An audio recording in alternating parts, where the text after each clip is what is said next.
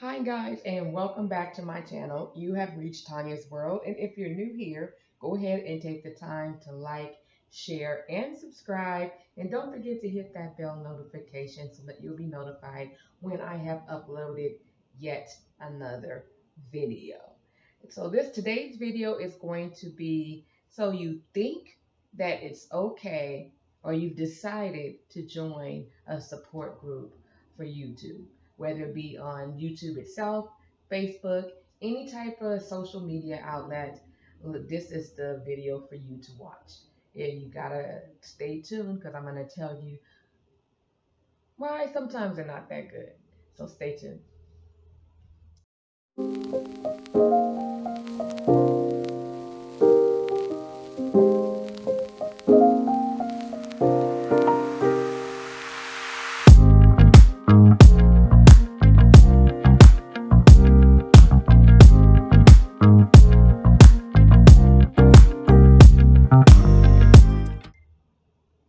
Hey guys, so all right, let's get right on into this video. So you are a new YouTuber or you are an old YouTuber and you're having problems with growing your channel.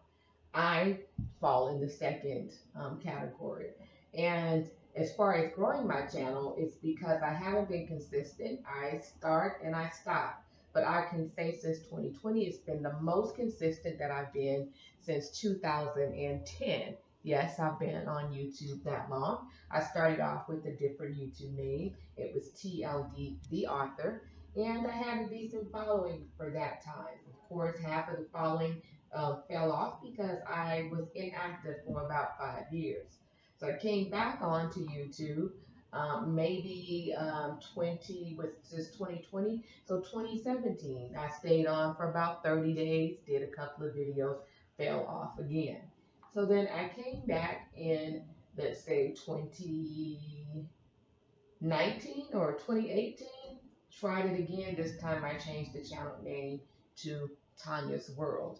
Just trying to revamp the channel because I used to do just strictly vlogs, and I wanted to have a variety to be able to do what I wanted to do on my channel. Also, I know that times have changed since 2010, so I wanted to take the time out to see which one of those videos stood out so that if I needed to tailor my channel, that I would be able to do that too, based on the number of viewers that I got for that particular type of video, right? So that was what I did. But what I've learned is that YouTube has changed so much from when I first got on. When I first got on, I wasn't even concerned about views. I wasn't concerned about monetization. I wasn't concerned about any of that. I genuinely felt like I had something to say, so I just was uploading videos. Even back then, you were able to monetize, but I never took it serious because I didn't realize how much money you can make by doing this thing. Fast forward to, let's say, 2017 or so, when I realized there were people who actually were making a living off of this thing. But because of my career and I'm already into something, I knew that I didn't have the time to dedicate, but I was going to try. Again, like I said, I fell off. So on my vision board, I put that I was actually going to reach 1,000 subscribers, become monetized for the year 2020. So if you follow me, if you are a subby, then you already know that I have been consistent since the beginning of the year with giving you 2 to 3 videos per week. Okay. However, the growth and the watch time still, at this rate, it would take me another 4 or 5 years to become monetized. So I started looking for things outside of YouTube that would help me grow my channel. I came across a video. I can't remember the young lady who said it. She had a support group for small YouTubers and large YouTubers alike on Facebook, how we support each other, tell each other about things such as the YouTube algorithm, about how to get your videos monetized faster, things such as catchy thumbnails, topics that people were most interested in. So of course I was curious because if there was a way for me to be able to join one of these groups and have some feedback whether it be positive or negative, on my videos and what I needed to do to push them forward and have them recommended by YouTube, then of course I was all for it. So of course I joined that young ladies group, and then I noticed there were several other groups on Facebook. So I joined a lot of the groups, and let me tell you, I will try to post some of the rules. Some of them are really, really structured about what it will take for you to be and stay in their group. Others, it's a free for all, and those are the ones that I'm mostly talking about, where they have no real structure on, how you're going to be supported as a channel and how it's going to grow you. So I'm going to give you the top 5 reasons why you may want to think twice on joining any type of support group that professes to have A, give you more subscribers, make your channel, B, make your channel better, C, give you additional watch time, right? So I have written down my trusty notes here. So if I look down, just know that I just want to remind myself about what we're going to do. All right, or what we're going to talk about. So the first thing that I want to do um, is talk about when you join these groups. A lot of them try to make you do sub for sub, which in theory, we're all small YouTubers. If you join a group with 6,000 members in it, and everybody subscribe to one another, you gain 6,000 subscribers, right? But my thing is, do you want everybody that's in that group to subscribe to you? Because what you have to realize is that even though you may gain that coveted 1,000 subscribers that you like, but they don't have any active engagement because they're really not interested in your channel. So a lot of these support groups, they encourage the whole sub for sub mentality. And I just think in my mind, that's not something that I would want to participate with fully. It should be optional if you sub to someone's channel, right? Because you're subbing to stuff that you would never be interested in. And now those videos are on the front page of your homepage on YouTube as a suggestion. I'm 50 years old and I'm not interested in a prank channel. I'm not interested in gaming channels. I'm not interested in, let's say reviews for children. So why should I sub to you, and why would you want me to sub? Because you're never going to get any watch time from me, right? So that's one negative thing. That's number 5, one of the 5th reason why I wouldn't sub. Number 2, I'm sorry, number 4 is I feel that people in these groups don't understand that more important than getting to 1,000 subs, you have to get 4,000 hours, not minutes, 4,000 hours of watch time. And for some people, that takes years to get to, because those watch times have to be within a year, 365. And if it takes you years to reach 4 hours of watch time, it seems like you're never going to get monetized. So for me, the purpose of the support group should be to increase each other's watch time, whether or not you're subbed. Because if you continue to put out content, eventually with enough people watching, you're going to get, it's just inevitable, there's going to be a percentage of people who sub to you. So you don't have to ask for sub for sub. Now, in these groups, which I still feel like there are some benefits from it, you can advertise your videos. And you can have them watch minutes of your video in exchange for watching some of their videos. But what I will say is, just because I watched your video, it does not mean I'm going to subscribe. At the end of the day, I may not like what you put on there. And there's a lot of pressure in these groups, because they'll tell you, I watched your video and I subscribed, so when are you going to subscribe to me? First of all, your video is in Arabic. I don't even speak Arabic.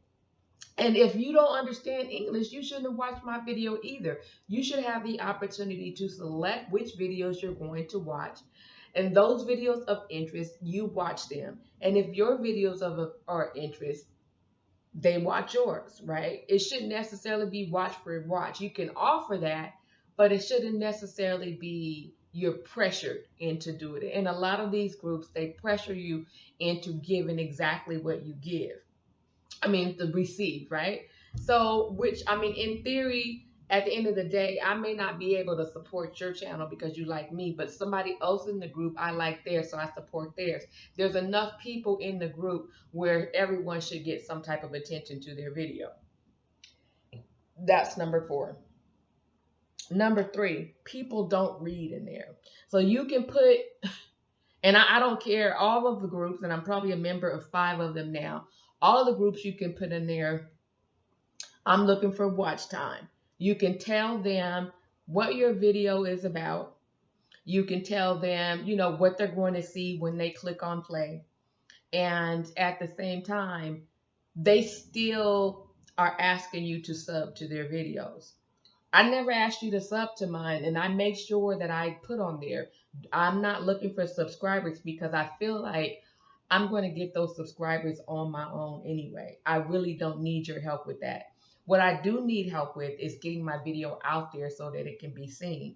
So that's why I'm asking for watch time, because who knows, once you see my video, you might like my personality, you might like my content, and now you begin to watch my videos. And then I don't have to ask you to subscribe because you want to subscribe anyway, right? So that should really be how those things work, but they don't. It's very pressure oriented when you get into some of these subgroups, okay?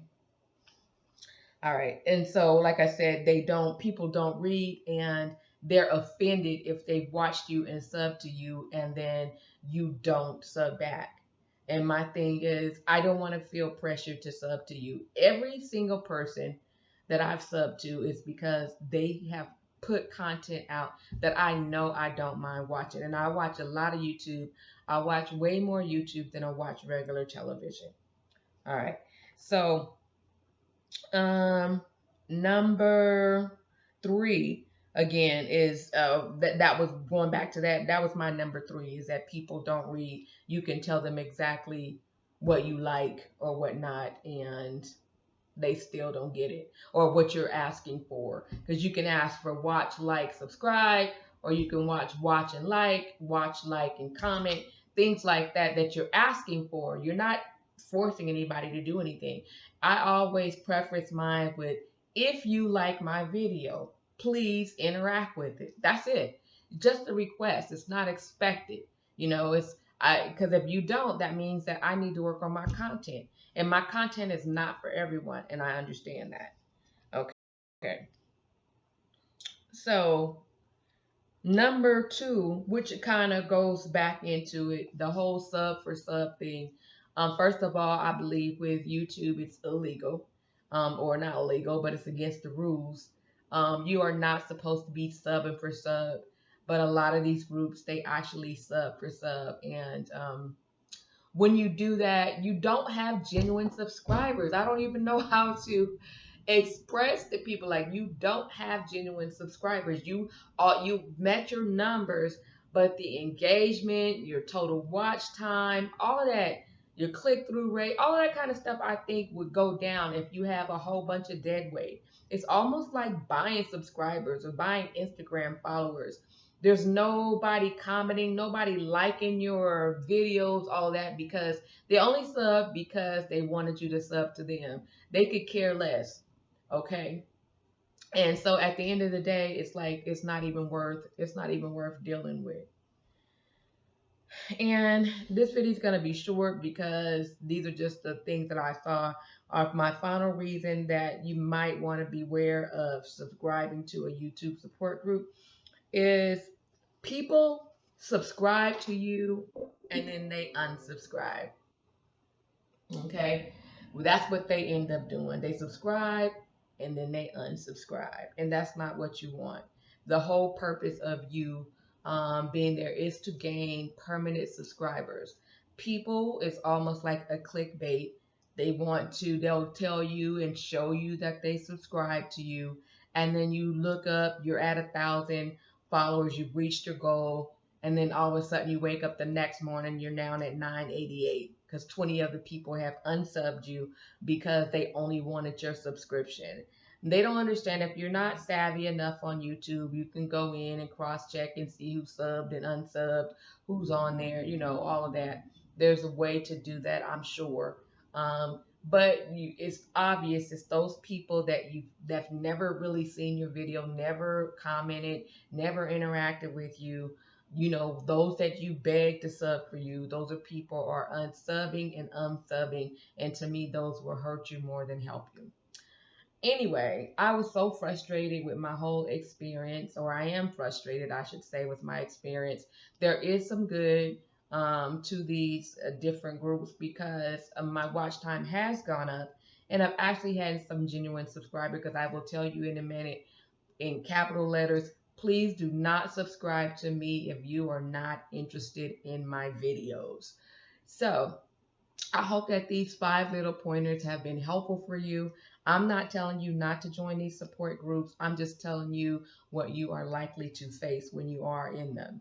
And I hope that, just like me, you're able to get your watch time up, get your numbers up, but try and get your subs naturally. Don't prod or poke anybody to subscribe to you because it's just like begging someone to love you.